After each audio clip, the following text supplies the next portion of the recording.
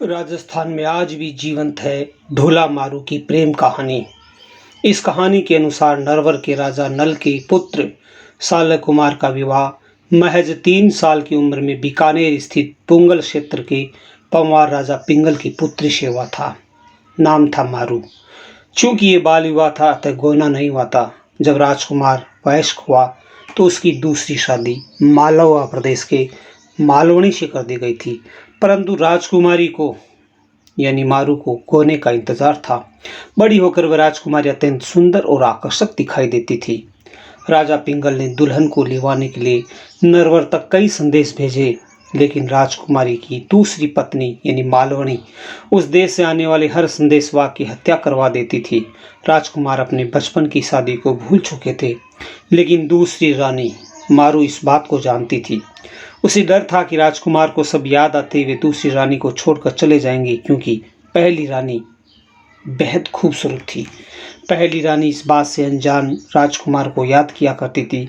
उसकी इस दशा को देख पिता ने इस बार एक चतुर ढोली को नरवर देश भेजा। जब ढोली नरवर के लिए रवाना हो रहा था, तब राजकुमारी ने उसे अपने पास बुलाकर मारू राग में दोहा बनाकर दिए और समझाया कि कैसे उसके प्रियतम के सम्मुख जाकर गाकर उसे सुनाना है। चतुर ढोली एक याचक बनकर नरवर के महल पहुंचा। रात में रिमझिम बारिश के साथ उसने ऊंची आवाज में मारू राग में गाना शुरू किया। मारू राग का मधुर संगीत राजकुमार के कानों में गूंजने लगा। ढोली ने गाते हुए साफ शब्दों में राजकुमारी का संदेश सुनाया। गीत में जैसे राजकुमार ने राजकुमारी का नाम सुना, उसे पहली शादी याद आ गई। ढोली ने बताया कि उसकी राजकुमारी कितनी खूबसूरत है और इसके वियोग में अभी भी वो तड़प रही है।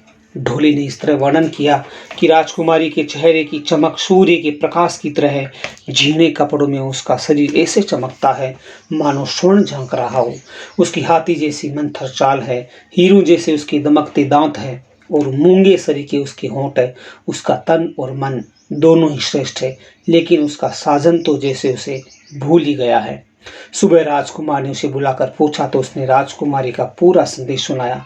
आखिरकार एक दिन राजकुमार एक बहुत तेज चलने वाले ऊंट पर सवार होकर अपने प्रियतमा को लेने पुंगल पहुंच गए। राजकुमारी अपने प्रियतम से मिलकर खुशी से झूम उठी। दोनों ने पुंगल में कई दिन बिताए। एक दिन जब दोनों ने नरवर जाने के लिए राजा पिंगल से विदा ली, तब जाते समय रास्ते के रेगिस्तान में राजकुमारी को सांप ने काट लिया, पर शिव पार्वती ने आकर उसका जीवन दान दे दिया। लेकिन उसके बाद उनका सामना उमरा सुमरा से हुआ, जो साल्य कुमार को मारकर राजकुमारी को हासिल करना चाहता था। वो उसके रास्ते में जाजम बिछाकर महफिल सजाकर बैठ गया। राजकुमार साल्य कुमार अपनी खूबसूरत पत्नी को लेकर जब उधर से गुजरा तो उमर ने उसे मनुहार की और उसे रोक लिया। राजकुमार ने राजकुमारी को ऊंट पर बैठे रहने दिया और खुद उमर के साथ अमल की मनुहार लेने बैठ गया। उधर ढोली गा रहा था और राजकुमार और उमर अफीम की मनुहार ले रहे थे। मारू देश से आया ढोली बहुत चतुर था। उसे उमर सुमरा के षड्यंत्र का आभास हो गया। ढोली ने चुपके से इस षड्यंत्र के बारे में राजकुमारी को बता दिया। राजकुमारी भी रेगिस्तान की बैठी थी।